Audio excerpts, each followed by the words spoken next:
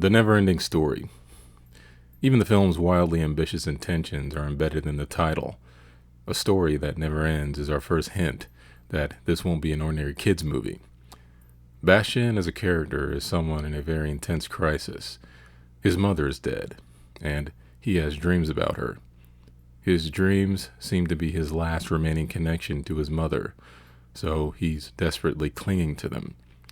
His father is eager for him to move past her death and get on with life, but as we see later, life is too painful. Bastian is shy, reserved, and easily picked on by the more cruel characters of the real world. So the comforting dream world of fiction is easy to get lost in. These dueling realities Bastian is wrestling with will become the heart of the movie's theme. Our next clue that this isn't an ordinary kids' movie is the idea the bookstore clerk presents to Bastian, and it's likely a theory that's completely new to him, that the reality he's grown accustomed to is only one reality. The fictional books he reads are part of this reality in which stories are made up by an author, and untrue, there to be enjoyed and then forgotten about as he consumes the next book, always remaining in what he assumes to be the real and only world.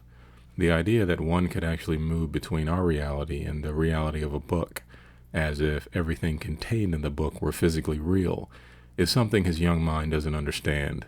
But this is just the beginning. In fact, the movie is a great example of the perils of existing in a world that is often cruel and unforgiving. We will come to see examples of this later on. The rug really gets pulled out from under kids watching this movie when the rockbiter describes what happened to his land. It just wasn't there anymore. Nothing was there anymore. Not even a dried up lake. A hole? A hole would be something. No, it was nothing. This idea of nothing is an introduction to the film's main villain, a massive destructive force swallowing all of Fantasia. But what is nothing? To describe it would be to describe something, but that's the opposite of what nothing is. This kind of non-existence is a concept that could be challenging to grasp for any adult, let alone children. It was extremely unusual for this to be the central conceit of a mere kids' movie, but it's an aspect that was perfectly in line with the idea of a storybook that actually existed in a separate reality. And at this point in the movie, Bastian is still just an ordinary boy, reading an ordinary book like he's done over 100 times. As the film introduces the hero of the story, it turns out to be a little boy. The idea that a child is the only one fit to fight such an existential threat is very interesting, and it puts forth the notion that children have an inherent strength by way of their strong imaginations, as imagination is what keeps Fantasia going. The film cleverly begins to build on the idea of this fictional dream world being closely linked and just as real as Bastian's reality.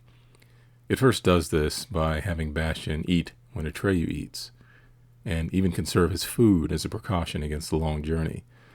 Atreyu cries, Bastian cries. These seemingly innocuous details are important because it creates a deeper connection between Bastian and the world he's experiencing, but it also subtly cues the mind of the viewers, especially the child viewers, to become more psychologically involved with the movie they're experiencing. And as a result, the movie's themes become more powerful. This is also a key component that makes the death of Atreyu's horse all the more devastating. And the Swamps of Sadness begins setting clever parallels between the harsh realities of life in the events and places in the book, as if they are mirror reflections of one another. The idea that one sinks further into the swamp the sadder they become couldn't be a more perfect representation of depression.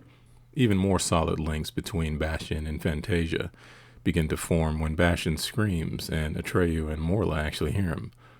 This is the first time the film is unambiguous about the ties Bastian has to Fantasia and vice versa. And the existentialism ramps up as Morla describes herself as we rather than I, and introduces the idea of nihilism.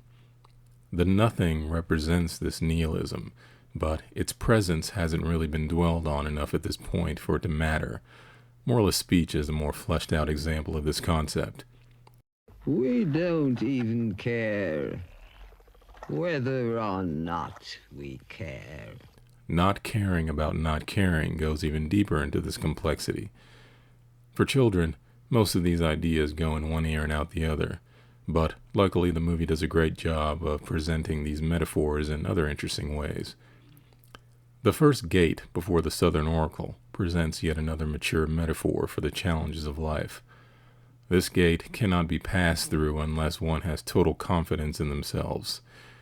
An obstacle being overcome with a confident attitude is an idea any teacher or parent would be glad to instill in a child, and it's another parallel between the real world and the supposedly fictional Fantasia.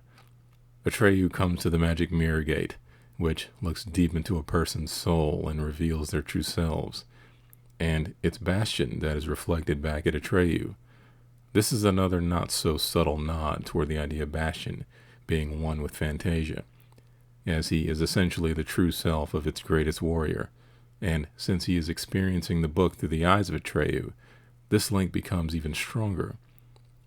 Once Atreyu encounters Gmork, the film more fully explains the ideas behind the nothing, and it makes perfect sense. Hopes and dreams are the foundation of human existence. They allow us to imagine and build ourselves a better life, the nothing being the force that represents the erasure of these human traits is again a perfect metaphor. The nothing is basically nihilism, or the idea of there being no meaning in anything. Nihilism promotes apathy, and apathy erodes progress. These are heady, mature themes for a kid's movie.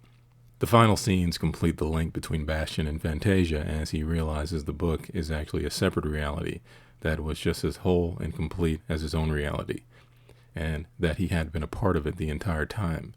Not only that, it suggested that Bastian's reality has its own audience, which is us, the viewers of the movie. As if the film hadn't presented kids with enough complexity, it throws yet another curveball. And notice at this point, as Bastian experiences the story, he isn't even looking at the pages anymore. He's looking at the Empress. But for all intents and purposes, he's actually peering out into the audience, completing the previous idea of audiences watching audiences. These kinds of mind-bending ideas usually weren't part of your typical kids' movies, and when I first saw The Neverending Story as a child, I could feel there was something extremely unusual about what was happening, even though I didn't really understand it. And somehow, with all these trippy, complex ideas, the film never loses sight of telling a compelling, memorable story. If you enjoyed this video, consider hitting the like and subscribe button, as I'll be posting more content in the future. Thanks for watching.